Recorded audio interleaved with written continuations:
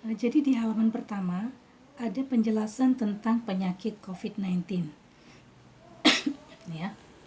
COVID-19 sendiri adalah suatu penyakit, nama penyakit ya, jadi singkatan dari coronavirus disease, dikasih nama 19 atau dikasih nomor 19 yaitu dari angka tahun 2019. Dan penyakit ini disebabkan karena virus corona atau nama panjangnya adalah SARS-CoV-2, yaitu adalah Severe Acute Respiratory Syndrome Coronavirus 2. Kenapa dikasih nama 2? Yaitu karena dulu pernah ada SARS yang pertama, yaitu pada sekitar tahun 2003-2004 yang melanda juga di sekitar negara Cina. Namun waktu itu belum sampai seperti saat ini ya, belum menjadi pandemi, hanya menyerang atau mewabah pada beberapa negara saja, tidak sampai seluruh dunia seperti corona yang sekarang. Adapun penyakit ini bermula di Wuhan, Cina ya, waktu itu pertama kali dilaporkan adalah pada bulan Desember tahun 2019. Penyakit ini kebanyakan adalah menyerang pada saluran nafas. Ya, pada saluran nafas yang mana gejalanya adalah di samping ada demam, ada batuk, sesak nafas, kemudian jika yang berat bisa sampai terjadi gangguan pernapasan. Ya, sampai harus diventilasi ya menggunakan alat bantu pernapasan karena benar-benar ada kegagalan pernapasan.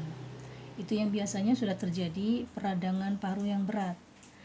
Nah, baru-baru ini dilaporkan juga oleh beberapa jurnal bahwa selain gejala pada pernapasan, COVID-19 ini juga bisa dimulai dengan gejala pada saluran cerna. Jadi cukup menarik bahwa kadang-kadang yang mulanya adalah seperti penyakit saluran cerna seperti diare atau mungkin bahkan seperti tifus ya, ternyata kemudian berkembang menjadi COVID ya, pneumonia dan kemudian COVID-19. Jadi memang perlu diwaspadai. Nah, bagaimana cara penularannya? Ya, di halaman berikutnya dari kalender ini dijelaskan bagaimana cara penularannya. Penularannya adalah paling sering adalah melalui droplet. Droplet itu adalah percikan ketika kita ngomong gini kan, walaupun nggak selalu kelihatan, pasti ada percikan mungkin ludah atau apa gitu ya, yang tersembur selama kita bicara atau mungkin batuk atau mungkin bersin. Nah, virus itu dia akan berada di situ ya. Nah, karena droplet itu cukup berat ya, bukan yang terlalu ringan, maka dia kebanyakan akan jatuh. Kalau saya lagi di sini di atas duduk di depan meja, kemudian saya batuk-batuk dan kebetulan saya adalah terinfeksi virus corona, maka nanti virusnya akan mungkin jatuh di meja. Nah, kemudian ketika dia jatuh di meja dan kemudian tidak ada yang menyentuh, mungkin lama-lama akan mati. Ya, tetapi ketika jatuh di meja, kemudian mungkin ada orang lain datang kemudian kebetulan menyentuh meja yang tadi ada percikan droplet saya, maka kemudian tangannya akan tertempeli virus. Kalau kemudian dia cuci tangan, mungkin nggak ada masalah juga. Kemudian virus akan mati karena tidak sempat menginfeksi, tapi baru di tangannya langsung dicuci. Karena virus ini sebetulnya cukup lemah kalau kena sabun ya. Jadi kalau cuci tangan pakai sabun, maka virus itu bisa mati. Karena virus corona ini dilapisi oleh suatu lapisan lemak di luarnya dan protein ya. Yang itu kalau kena sabun, kena deterjen gitu akan rusak.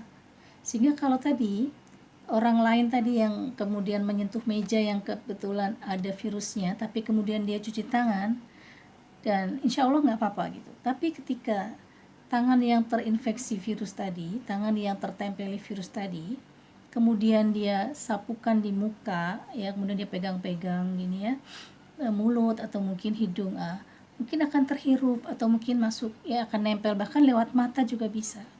Nah, itulah yang kemudian bisa menularkan kepada orang lain. Jadi cara penularannya di sini dikatakan melewati droplet.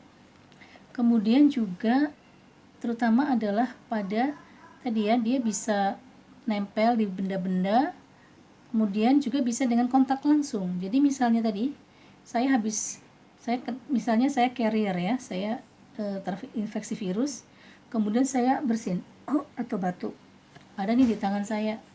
Terus ada orang nih datang, salaman kita. Salaman, orang itu mungkin akan ketempelan virus dari saya. Kemudian orang itu pegang-pegang muka atau apa gitu ya, sehingga kemudian ya bisa tertular. Nah, begitulah cara penularan dari virus corona. Jadi nanti akan kita pelajari dalam kalender ini, akan banyak informasi-informasi bagaimana mencegah penularannya. Jadi setelah kita tahu bagaimana penularannya, maka kita akan cegah ya supaya tidak menular. Nah,